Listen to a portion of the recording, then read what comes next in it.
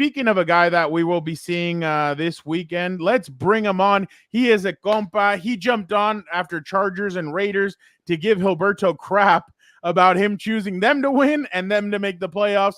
Our very awesome compa, Adam Hill. Adam, thank you so much for jumping on with us.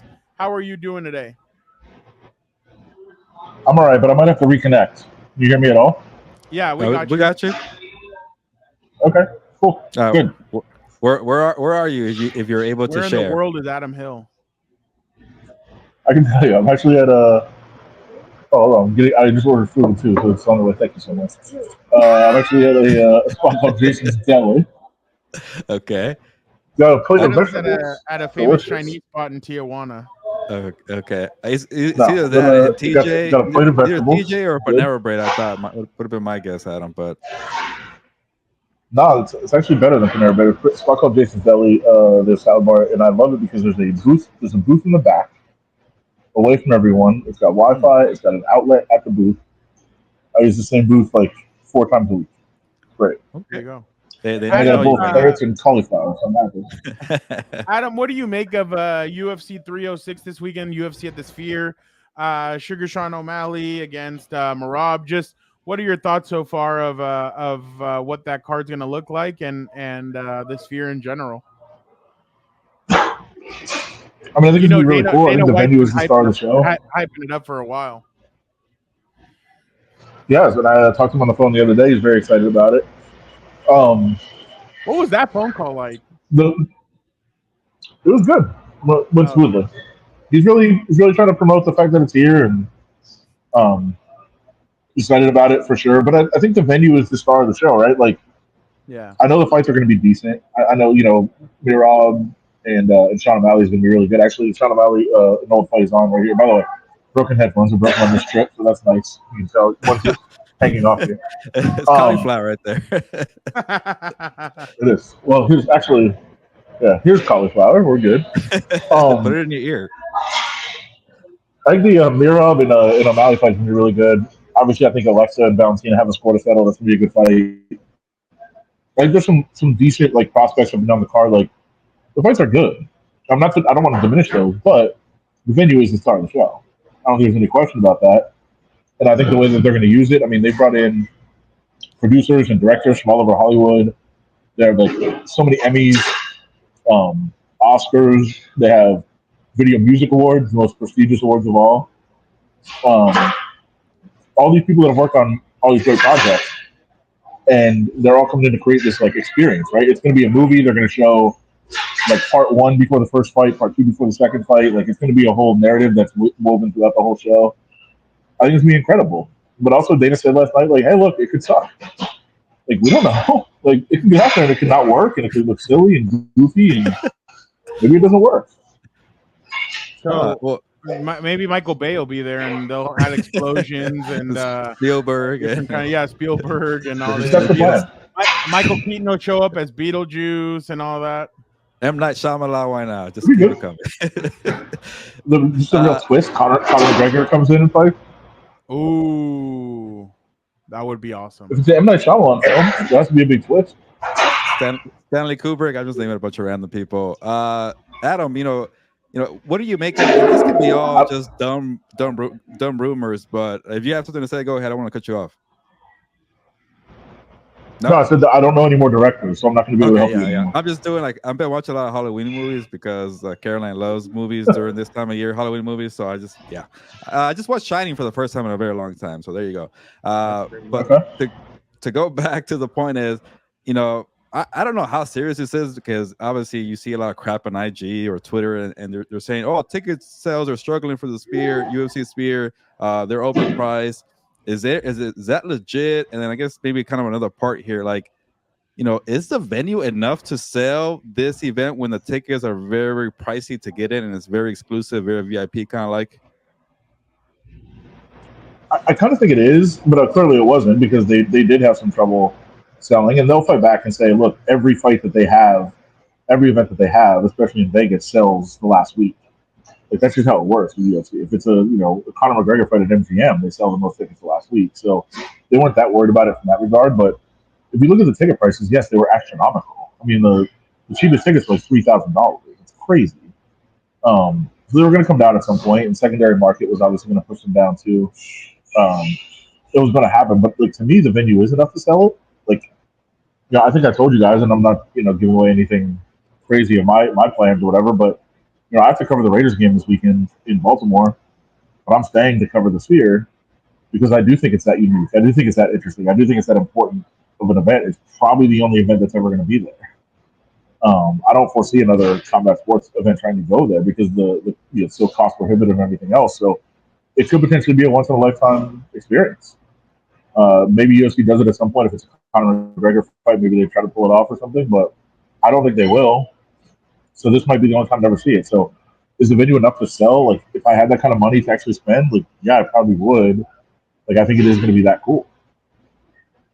What do you think about Dana White going up against Canelo Alvarez this weekend in Vegas? Yeah, I mean, I'm pretty certain that Dana thought that was going to get blocked. Obviously Canelo has had events here before on that weekend. That's kind of his thing. And it was expected that he probably would try to announce it. But I think once Dana announced the Sphere, which was almost a year ago, by the way, I think he thought two things. I think one, he thought Canelo would just say, "Oh, you guys are doing this instead? Okay, cool, go ahead. I'll either not fight or fight somewhere else." And I think he really thought that MGM was going to block it. Because obviously MGM and the UFC have a long-running partnership. Now, what he didn't really factor in, and I don't know all the machinations back and forth on this because I haven't seen the actual contracts, but UFC does have an exclusive home in Vegas, and that's T-Mobile Arena. 4 fights a year are supposed to be there as part of the contract. And I think Dana thought that bond was strong enough that MGM would have said, "No, Canelo, you're not fighting here. We already, UFC's already doing a show." But Dana didn't maybe consider the fact that, oh yeah, I'm already breaking that by going somewhere else that's not part of MGM. So maybe MGM wants to get back at me. I think that there was a lot of this back and forth movement. So I think it was maybe a slight miscalculation. Dana thinking that it just wouldn't happen with Canelo. Because, Dana did announce first, let's be honest. Now you can say Canelo always does it, so he was going to announce at some point, but I'm pretty certain the UFC just thought Canelo wouldn't be able to get that date. Yeah, it's business, right? You can't tell MGM, well, like, you're gonna go make money with the Dolan Group, and we're not just gonna sit back and not make money here. Like, yeah, Canelo said, exactly. yeah, I'll come and fight here, and then it's the thing that kind of bothers me as a boxing fan here. I'm gonna be like kind of the traditionalist purist for the sport. It's like this is the holiday for boxing fans, Mexico Independence Weekend. You got a Mexican superstar, which like we don't even know how many more primetime fights that Canelo has. Like this could be one of the last few. Like you're gonna just try to take that away, Dana White, who's doing a love letter for Mexico, but you're trying to take away a tradition that's been around for many decades for boxing. I didn't understand that, and then you kind of deliver a weak card with not that many. I guess I shouldn't say Mexicans, but established household names, and then that's maybe not a fault for UFC because they haven't really, gotten a good amount as they have. But why couldn't you do this in November or in October? Why do you have to be on the holiday that Mexico and boxing have had for decades, going back to Chavez Senior, De La Hoya carrying, and even Mayweather? I'll give him his credit for carrying that tradition there. But and also, yeah, maybe Canelo could have gone to New York and fight Berlanga in New York with Puerto Ricans there to support him. But at the end of the day, like this is kind of Canelo's day, and I'm not gonna say it's his right, but tradition. I'm not surprised that he's doing that, and maybe Dana White might be like, okay, I kind of screwed up right here. Am I off there to give that take? Well, I'm not Mexican, so we're rather surprised by that. But I think I do spend more time in Cabo and Cabo and Cancun than you guys do. So I think I never invite us. Are you telling me that Mirab and Sean O'Malley are not Mexican and they're not appealing to Mexican fans? Well, Mirab, what does he call? What does he wear? Like a poncho and the Mexican sombreros every now and then. I guess he wants to call himself. He wants to promote himself like he's Mexican, but he's like Triple G, like Mexican style. He's using that tactic again. Yeah, I think he's using Duolingo. He's trying to figure out, trying to learn the language. Good for him. I've seen the TikTok. But yeah, I think you're right. Funny though. It was interesting to me. Just from that perspective of, hey, we're going to do Mexican Independence Day to celebrate Mexican culture and Mexican fighting spirit, but Mexicans on the card, nah. Yeah. We don't need him. Well, Diego Lopez lives in Mexico, so maybe that's one. But That's like Adam going to Cabo all the There's time. some Alexa. Yeah, Alexa is Mexican for sure. yeah, yeah. And So I just sat down with her. I just sat down with her a couple hours ago, and she talked about how proud she was to be a part of this, and to represent the country and all that. But I mean, you're right. I mean, it's not in the main event. You don't have a Mexican fighter, which I thought was pretty interesting when this was announced. everybody else, except for Diego Lopez and Brian Ortega, are Mexican or of Mexican. Like it says Mexico on their name. Everybody else. Oh, and obviously O'Malley and Daniel's Mexican. Yeah, Daniel's Mexican for sure. Yeah, no, Daniel is. So is Rolando Rodriguez. He's Mexican as well. So it's just those two fights. So two out of the five main card fights do not feature a Mexican. Diego Lopez, like I said, he lives in Mexico and he's been learning Spanish and he seems to really be appealing to Mexican fans. But obviously, like I said, not Mexican. But yeah, I just really interesting. And then Oscar De La Hoya is going to be there. Adam, he said he's going to be there, that he isn't going to go to that Canelo thing because he knows he's fighting, his words, a bum. So, oh, wow, just a commercial right now for Noche UFC. But what do you make of that, of Oscar De La Hoya going to That's just Oscar. That's just Oscar hating on Canelo. I mean, that was a very easy decision for Oscar to make.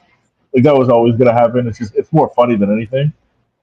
Oscar is nothing if not like he is petty, and he will embrace the very like over the top, like insignificant but significant action, and this is right up his alley. I think Dana White gets like one Oscar question per press conference. I feel like Adam. I think he likes it. He does. Okay. Yeah. Oh, you think he does? Yeah. I think so. Why not? He can go off on whoever he wants to go off on, and explore his enemies. Plus, more headlines. It seemed like Dana was on the verge of announcing his boxing promotion the other day. So, maybe that'll happen soon too. It's been like 4 years in the making, I feel like, or maybe 5 since I've been working at the. I know, but it's RJ. Yeah, but it sounds like the deal is close to being done, and it sounds like His Excellency will be involved too. So, I think there is some progress actually being made now.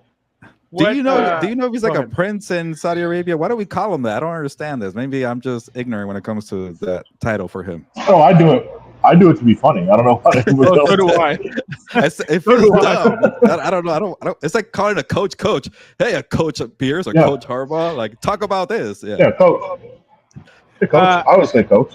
Adam, what did you make of Dana White's Mount Rushmore for UFC fighters? Did you hear what it was? Let me guess. I actually did hear it. I heard it. I'm just messing with you. I was actually going to guess it right. Just for the people out there, it's John Jones, Ronda Rousey, George St. Pierre, and Conor McGregor. Yeah, Conor's silly. He's made him. I think it probably should be Anderson Silva over Conor. Yeah. Honestly. So is this like best ever or money makers of UFC? Well, it said his Mount. That's the beauty of this game, Gilbert. Yeah, the game, Gilbert. It's not Rushmore. It's whatever you want. You can just name any 4 people you want. And obviously, Ronda was 4, not 5. Ronda and Conor. Yeah, Ronda and Conor were they were game changers of the sport in terms of business, and that's what Dana cares about. So, I mean, I don't have a huge problem with him putting them on there. Are they the best 4 fighters of all time? Probably not. But their impact is massive. I would say I would put Anderson Silva over Conor, probably. But I get why Ronda's on there. Like, Ronda is not the best fighter of all time. She had a great run. Obviously, she was very dominant. But they never would have been in the UFC without her. And, fighters have told me that. Female fighters have told me that. Like, look, I'm better than Ronda. I know I'm better than Ronda. I would have been better than Ronda, but I would have been fighting nobodies in a bar. Like, I have to credit her for getting me into the UFC, and so I think along those lines, she probably belongs on there. But I think the rest of it's fine. And I honestly think the whole reason he wanted to do this was he's really pushing John Jones so much lately. Obviously, he's hoping that fight happens pretty soon, and he's like, oh, let me do another thing with John Jones at the top of the list. And so He did it. And not that John Jones doesn't happening? belong there. He's obviously coming incredible. back? Do you think he does fight in Brooklyn? I don't know if it happens then, but I think it's going to happen. It'll happen sooner or later. And then Who the returns Conor first, early McGregor or 2025 John news Jones? today, no. Jones fights first. If one of them fights, it's John. Conor is done. I mean, if he announces a fight, it's not going to be maybe, but it won't be against anybody good. It'll be like a ceremonial fight. He'll fight Gilbert. So you don't think he fights? What's his name? Oh God, what's his name? Chandler. No, Michael Chandler. He'd get crushed. No, he's not going to do that. Interesting. Go ahead, Gilbert. Sorry. He's not fighting anybody. He's not going to fight anybody real. You know what? I kind of have like a random question, but like I don't know. Maybe because it's I don't like random questions. Sorry, it's like boxing UFC week, so I'm gonna kind of take a shot at the UFC. But going off that Mount Rushmore, it feels like they're kind of missing a moneymaker, also / very good fighter. Like Alex Pereira is very good, but I don't know if he's that kind of a moneymaker pay-per-view guy. And then again, I think UFC doesn't really release their numbers when it comes to that. But he's been headlining a lot of fights. No. Are they missing that element there? I think they are. They're missing putting him in bigger fights? No, like they're missing that, like Conor McGregor, Ronda Rousey, John Jones. Very, very good, but also makes a lot of money. For sure they are. But like the business just rolls on. I think they kind of learned that they used to think they have to have that one big superstar all the time, and it was like, you transition like Chuck Liddell to George St. Pierre to Anderson Silva. So like as they went along, they always just needed that one big name. And I think now they're like, oh, we really don't. And I also believe the way that their deal is structured in terms of their pay-per-view buys with ESPN, I don't think it matters anymore. Like they're going to kind of make their money, and ESPN has to kind of push their pay-per-view side. And again, I don't know all the intricacies of the deal because that's never going to be public, but it seems like it's much less important now to have that one superstar to build the 3 or 4 cards around per year. I have 2 more questions, and then we'll let you go. We're joined by Adam Hill of the Las Vegas Review Journal. You guys know him. You guys love him. We love him. Huge friend of the show. Dana keeps on talking about combating pirating and people illegally streaming his illegally streaming. Sorry, I don't know why I went with pirating. This is in those pirating. Yeah, well, yeah, it is. But I was telling Gilbert, and I've been kind of smacking the table on this. UFC will have more views than boxing. There you go. MN is saying that. My question for you is: isn't there a way, like if they do what WWE does, where WWE Peacock pays WWE, if you have a subscription to Peacock, you have access to WWE. Isn't that maybe a way to, or maybe like Gilbert said, you pay $5.99 a month or $7.99 for ESPN, but then you pay an extra $10 a month to get all the UFC fights? Like, isn't there a better way to do this than just $60? Because they have a lot of UFC events, and it's like, okay, and people aren't going to pay every single week or every single 2 weeks are going to pay for a mega, aren't going to pay that money for cards that you're like, wouldn't you rather get the viewership and have everybody at least legally streaming it and watching it than the other way where people are just illegally watching it? Or am I just over the top? Yeah, I mean, UFC is definitely going to Netflix. Oh, wow. I mean, that's not out. that's definitely what they're going to do. That's a guess? Well, sure. Are you saying that because WWE already went to... they're greasing the wheels a little bit, yeah. I like it. Yeah, they're almost certainly going to Netflix, unless like if Amazon or somebody comes in and just blows them out of the water, I guess. But are you saying that because WWE already went to, or is going to Netflix starting in... they're already... and TKO can just do the other half of the deal. Like TKO is, owns WWE and UFC. Yeah. I think it'll be part of it. I definitely think they're going to go there. But I also think, like I said, the number will be set, and then some other streamers will have the chance to jump in on it and do what they do. Maybe ESPN decides that they want to do it. I think more than the pay-per-views and that sort of thing. Like UFC has been a big driver to ESPN Plus, where there's all these cards on there, and they have to get it if they want to. Subscribe. You have to get that if you get ESPN Plus, and you want to buy a pay-per-view, or if you want to watch a weekly card. So Like there is traffic that is driven. There's the subscriptions purchased because of UFC, and I think other streamers see that. But I think Netflix saw the first opportunity and is probably a huge favorite to land UFC with the next deal, which is like very soon. And if they don't get it, it could be Amazon Prime, somebody like that, and then the structure will be determined going forward from that. Will it be what I think Netflix accounts now are like $78 a week? Mine keeps going up for some reason. I don't know why. Wait, how much a week? I'm joking. It's an exaggeration. I'm joking. I did just check my Netflix bill. I was gonna say, go ahead.